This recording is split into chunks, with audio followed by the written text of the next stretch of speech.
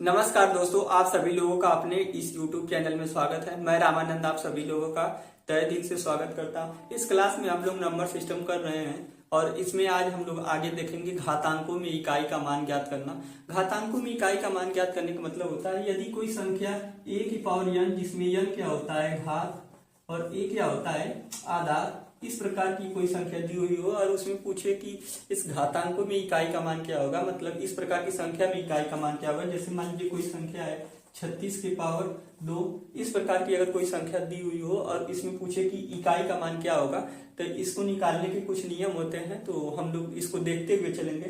तो चलिए स्टार्ट करते हैं। घातांकों में इकाई का मान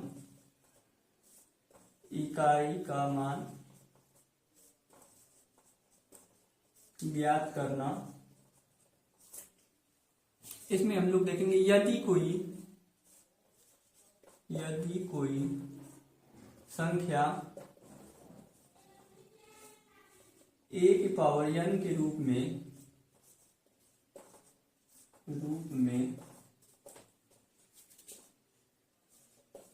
दी हुई हो तो एक आधार तथा n घात होता है। a, जिसमें a क्या हो जाएगा घात और n क्या हो n क्या हो जाएगा घात और क्या हो जाएगा आधार। इसमें देखते हुए चलेंगे। पहला देखेंगे इसमें यदि किसी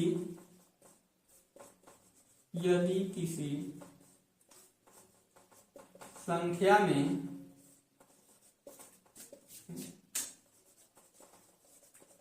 आधार के स्थान पे 0, 1, 5, 6 दिया हुआ हो तो आधार की घात कुछ भी हो तो उसका मान उसकी इकाई का मान 0, 1, 5, 6 ही होगा, लेकिन आधार की घात 0 नहीं होनी चाहिए।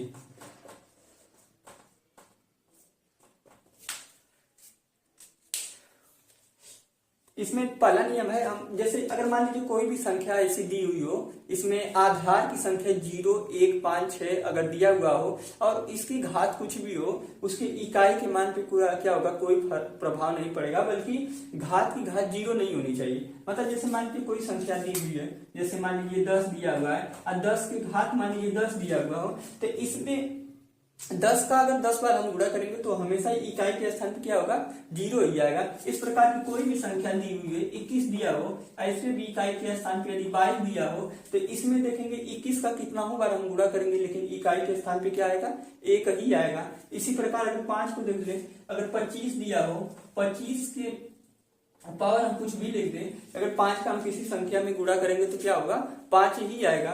तो इस प्रकार की अगर कोई भी संख्या दी हुई हो, अगर उसके इकाई के स्थान पे 0, 1, 5, 6 दिया हो, तो आधार की घात कुछ भी हो, उसमें इकाई का मान हमेशा क्या होगा सेम डिजिट ही आएगा, सिर्फ 0 नहीं होना चाहिए। हम लोग एक एक उदाहरण देखते हुए चलेंगे। जैसे मान लीजिए 0, यदि इकाई का मान अगर 0 हो तो उसकी घात कुछ भी हो, हमेशा उसका इकाई का मान क्या होगा 0 ही आएगा। इसी प्रकार अगर 1 हो तो 1 में भी क्या होगा हमेशा 1 ही आएगा। उसी प्रकार यदि 5 हो, 5 में भी क्या आएगा, 5 ही आएगा। उसी प्रकार 6 हो, 6 में भी क्या होगा, 6 ही आएगा। क्योंकि जीरो का हम जैसे 70 गुणे 70 भी हम करेंगे तो क्या आएगा, 4900। इस प्रकार हम इसका कितना बार गुणा करते चले जाएंगे, अगर 305 बार भी गुणा करते जाएंगे तो उसके इकाई के स्थान पे हमेशा क्या आएगा, 0 ही आएगा। उसी प्रकार 341 है, इसका 341 में गुणा करेंगे तो हमेशा इकाई के स्थान पे क्या, 1 ही आएगा। उसी तरह इसमें 725 है और इसका 725 में गुणा करेंगे तो इकाई के स्थान पे क्या आएगा, 5 ही आएगा। उसी प्रकार 6 का भी है, 6 में गुणा करेंगे तो हमेशा इकाई के स्थान पे क्या आएगा, 6 ही आएगा। तो इस प्रकार की अगर कोई भी संख्या दी हुई हो जिसमें इकाई के स्थान पे 0, 1, 5 और 6 दिया हुआ हो तो उसमें आधार की घात कुछ भी हो उसका इकाई का मान क्या होगा, सेम ही रहेगा। आगे इसमें देखेंगे, आगे इसमें हम लोग देखेंगे यदि किसी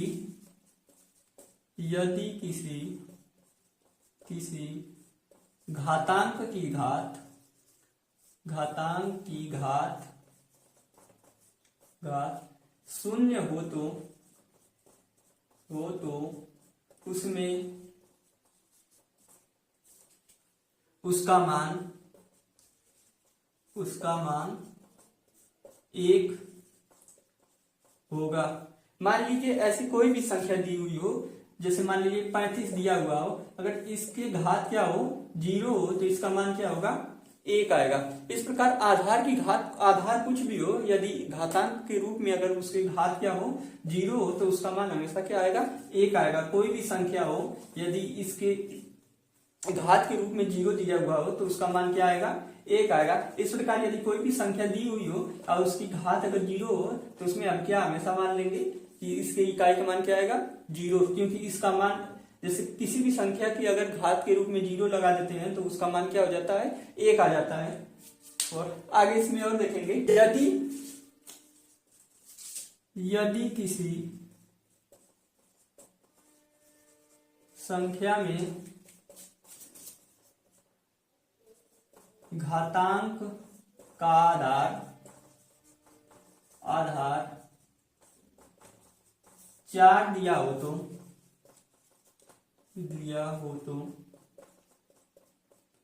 यदि किसी संख्या में यदि घातांक का आधार 4 दिया हो तो उस संख्या में किसी संख्या में घातांक का आधार 4 दिया हो तो उसमें क्या होता है कि यदि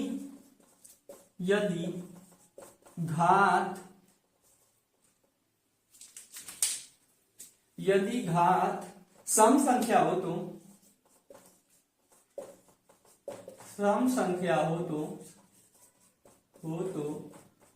उसमें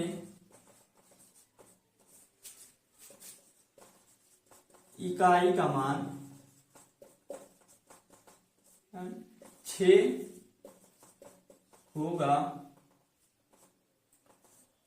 तथा यदि विषम संख्या दी हो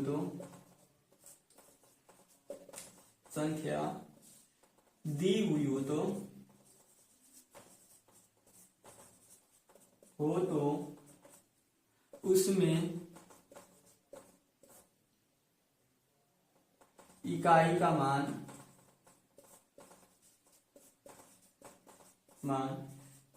4 होगा।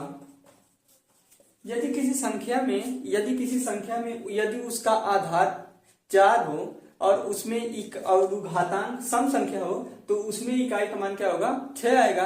यदि आधार 4 हो और विषम संख्या हो तो उसमें इकाई का मान क्या आएगा, 4 आएगा। एग्जाम्पल के रूप में देख लेंगे, जैसे मान लीजिए इस प्रकार 14 दिया हुआ हो और इसमें यदि इसका मान 2 हो, सम संख्या हो, तो इसका देखेंगे 14 का 14 में गुणा करके देखेंगे तो 4 चौका 16 क्या आएगा, 6 आएगा इकाई के स्थान पे। यहीं पे अगर इसका क्यू करके हम देखेंगे 4 तो इस प्रकार देखेंगे 4 का इसमें गुणा करेंगे तो कितना हो जाएगा, 4 चौका 16, 6 फिर आएगा, फिर 6 का इसमें गुणा करेंगे तो क्या आएगा, 24। तो इसमें इकाई का मान क्या आ जाएगा, 4। तो इस प्रकार यदि किसी संख्या में यदि आधार 4 हो और सम संख्या हो तो उसमें इकाई का मान क्या होगा, 6 होगा। यदि विषम संख्या हो तो उसमें इकाई का मान क्या होगा, 4 ही होगा। इसी प्रकार आगे देखेंगे यदि किसी घातांक के आधार के इकाई का मान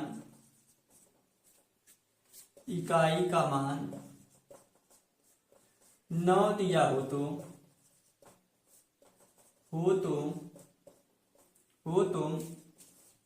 आधार की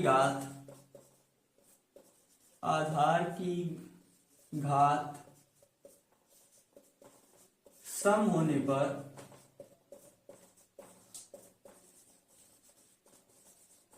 इकाई का मान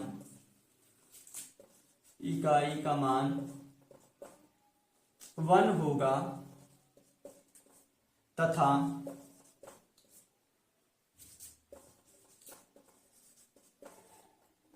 आधार की घात विषम होने पर इकाई का मान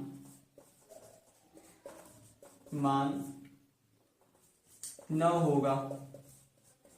इस प्रकार आधार की घात सम होने पर इकाई का मान क्या होगा? 1 होगा और आधार की घात विषम होने पर इकाई का मान क्या होगा? 9 होगा। यदि किसी संख्या में यदि कोई इस प्रकार की संख्या दी हो जिसमें उसका क्या हो? आधार 9 हो और इकाई और उसका घात क्या हो? सम संख्या हो, तो उसमें इकाई का मान क्या होगा? 1 होगा। यदि घात विषम संख्या हो तो उसमें इकाई का मान क्या होगा?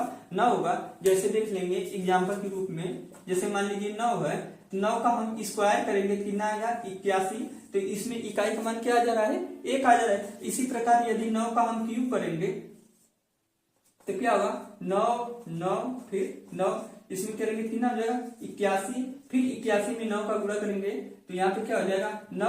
और यहाँ पे तो इसमें भी इकाई का मान क्या आ जा रहा है? 9। तो इस प्रकार यदि घात विषम हो तो इकाई का मान क्या आ जाएगा? 9। यदि घात सम हो तो इकाई का मान क्या आ जाएगा? 1। तो आगे और इसमें देखेंगे, यदि किसी संख्या में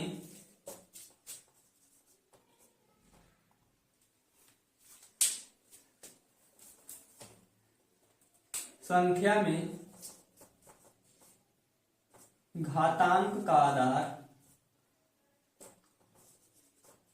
आधार 2 3 7 8 दिया हुआ हो तो इस प्रकार की संख्या में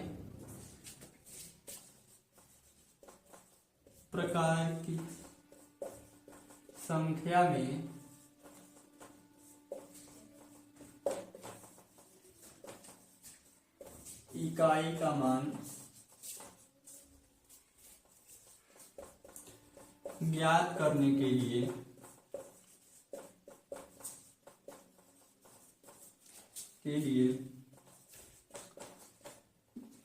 घातांक में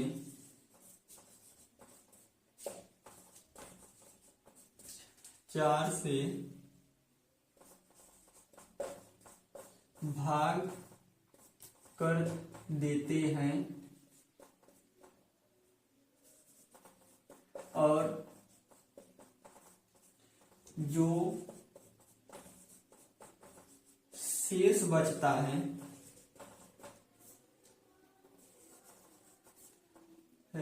उसी को आधार के घात के रूप में लिख लेंगे। अगर किसी संख्या में आधार की घात, यदि किसी संख्या में आधार क्या हो? 2 3 7 8 हो और उसकी घात कुछ भी हो तो उसमें क्या करेंगे? 4 से डिवाइड कर देंगे और जो उसमें शेषफल बचेगा उसी को क्या करेंगे? घात के रूप में लिख देंगे और वही उसका जो मान आएगा उसी में हम देख लेंगे इकाई का मान। जैसे कोई संख्या है, जैसे 2 की पावर 41 दिया हुआ हो और इसमें पूछे इकाई का मान क्या होगा, तो इसमें क्या करेंगे? 41 जो है 4 से 41 में क्या करेंगे? भाग कर देंगे। तो एक बार जाएगा, यहाँ से ये कट जाए, ये क्या होगा? 1 आएगा। तो यही 2 की घात क्या हो जाएगा? 1, तो इसमें इकाई का मान क्या आ जाएगा 2। इस प्रकार की कोई भी संख्या दी हुई हो तो इसमें क्या करेंगे 4 से क्या करेंगे भाग कर देंगे, और जो उसमें शेष बचेगा उसी को क्या करेंगे घात के रूप में लिख लेंगे। एक एग्जांपल के माध्यम से और देखेंगे। मान लीजिए कोई संख्या है 3, इसकी पावर दिया हुआ है 50 और इसमें पूछे इकाई का मान क्या होगा, तो इसमें क्या करेंगे इसमें 50 में क्या करेंगे 4 से भाग करेंगे। एक बार जाएगा 4, कितना आया 10, कितना जाएगा 2 बार, यहाँ पे कितना है 8, कितना बचा 2, तो यहाँ पे क्या करेंगे 3 की पावर क्या लिख देंगे 2, फिर 3 में गुणा करेंगे कितना आएगा 9। तो इस प्रकार इकाई का मान क्या आ जाएगा 9। तो इस प्रकार की यदि कोई संख्या दी हुई हो जिसमें 2, 3, 7, 8 दिया हो और इसमें पूछे कि इकाई का मान क्या होगा, तो इसमें क्या करेंगे जो उस पर पावर दी रहती है उसमें क्या करेंगे 4 से डिवाइड कर देंगे, और जो शेष बचेगा उतनी क्या हो जाएगी जो शेष बचेगा वही आधार की घात हो जाएगी।